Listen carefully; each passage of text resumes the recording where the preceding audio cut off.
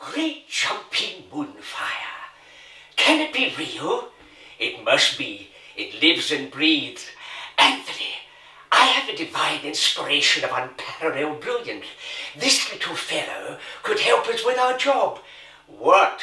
That little splinter? He couldn't lift a feather. No, but he could wiggle in through the keyhole. No, Ivan, I don't want nobody else. I can do it with my bare hand. Of course you can. But he can do it quieter. Now, we'll play a little game with the old man. The cart, of course, shall be Mark. Oh, Ivan, stand aside. A fortune is as good as made. Your gracious pardon, sir. My colleague and I are showing a prominence on our way to the annual fair, and we were wondering what price you put upon the little lad. Price?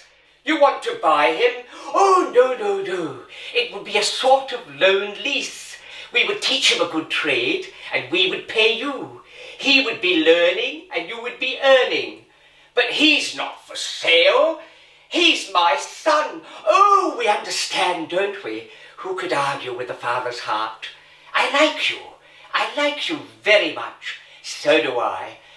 Farewell, little fellow. One day your father will be very proud of you. Very proud. Tooty, tooty, too.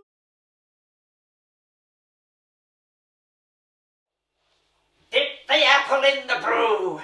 Let the sleeping death seep through. Look upon the skin, the symbol of what lies within. Now turn red, tempt Snow White, to make her hunger for a bite. Have a bite? Ho! It's not for you, it's for Snow White. When she breaks the tender peel to taste the apple in my hand, her breath holds still, her blood congeal, then I'll be fairest in the land. But wait, there may be an antidote. Nothing must go wrong. Ah, hear this. The victim of the sleeping death can be awakened only by love's first kiss. Love's first kiss. Bah! No fear of that. The dwarf will think she's dead. She'll be buried alive. Buried alive.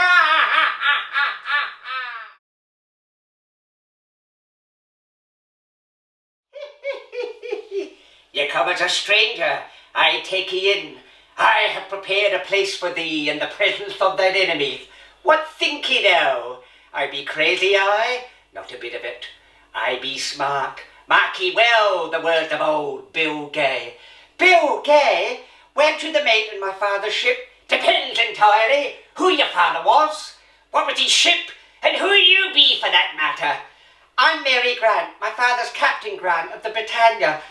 Well, why didn't you say so before? A fine ship she was. I walked her decks across the 7 seas. Lo be unto thee, O Lord, for thy sons have been taken captive. For this child I have praise, and the Lord has granted my petition that I ask of him.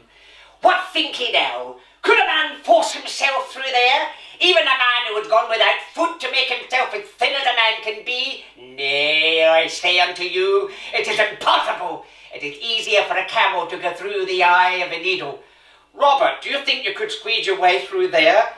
Even if you could, what good would it do? There'll be more to it than that. I'll tell you now, the Lord helps them that helps themselves. 2 years we took to make it. From the hairs of our heads, from the garments we wore, from 1,000 things we gathered. But even if the boy could do it, it's preposterous. There'll be more to it than that. For this be the night of the harker.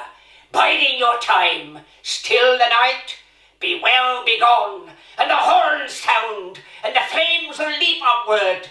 Then I will show the way. Might go back home, I'd almost forgot. A blue-eyed kid, I liked her a lot.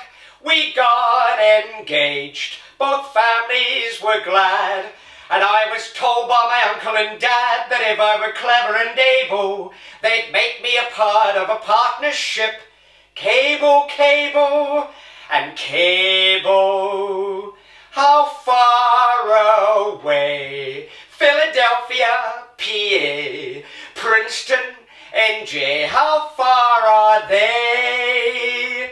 From coconut palms and banyan trees and coral sands and Tonkinese, how far away? Little Rock, PA, Princeton, NJ, how far are they? From coconut palms and banyan trees and coral sands and Tonkinese.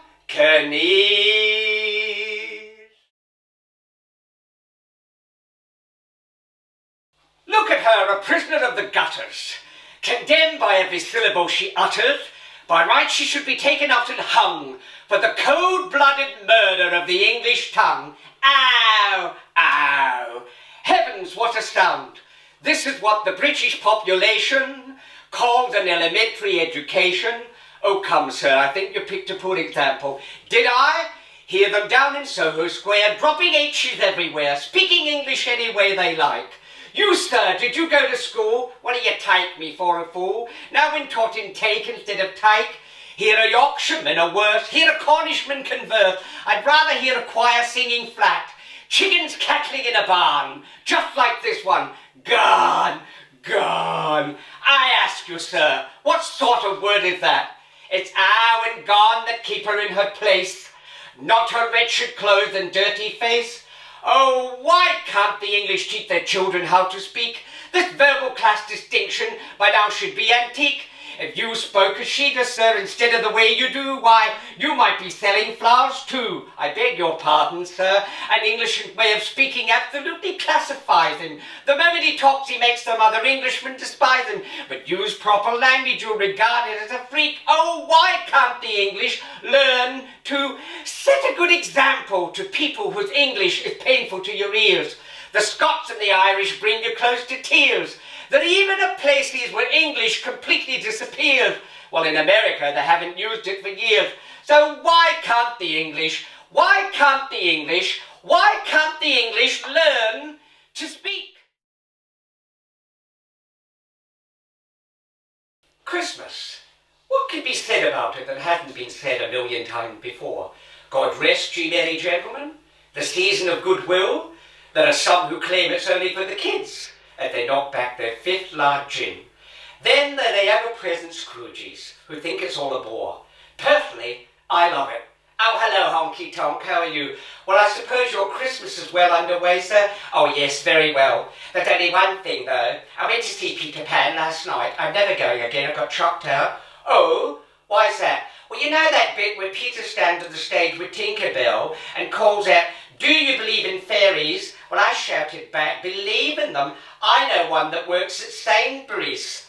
And here's a charming young lady. Oh, thank you. Tell me, miss, what do you think is the most important thing about Christmas? Well, I think it's Christmas dinner, really. Oh, you like good food? Well, you see, my boyfriend's a butcher and poulterer. Oh, well, he knows when he puts his hands on a big plump bird. Pardon? Well, perhaps he'll give you a nice goose for Christmas. Oh, you are awful, awful, but I like you. Your door was open, Yes, you see, I was right. There's no good locking doors. There's no place, no safer private place. Not for people like me. There are no people like you, Madrigal. You're yourself, something quite original. Even the name's a lie. Nothing about you is a lie. Well, you know the truth about me now. At least the way it's written down. Connor Donald Wakefield still stands condemned of murder. That happened before you were born. This is where Madrigal came into being. You're kind and selfish. I want you to stay here. But I can't. Don't you see? There's nothing for me here now. Nothing more I can do. Any influence I might have had with Laurel, that's changed. She changed it. She made good her promise. She exposed me. or set you free, free from the fear of being exposed. Now I shall always be afraid of that. Now I know there'll be another Laurel, another Judge McQuarrie, wherever I go. But not if you stay here. Even if I wanted to, do you think Mrs. St. Maur would allow it? A convicted murderer under her roof? All she's sure is that you behave strangely at lunch because of the wine. She doesn't know. By now she's been told. No, she hasn't. Laurel had just begged me to keep it a secret.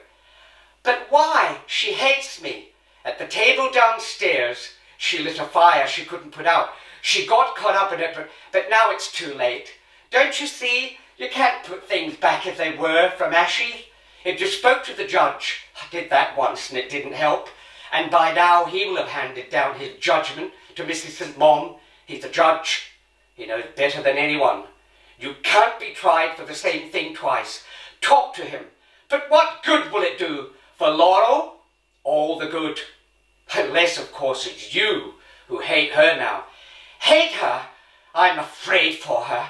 More and more she's the child I was. The child who lied and cheated and hated because she couldn't believe one simple fact, that she was loved. And shouldn't the judge know that? He's come down here to help decide her future. Your influence now could be stronger than ever. Do you really believe that? Yes, I really believe it. Thank you, Maitland. No, as I said, I'm a selfish man.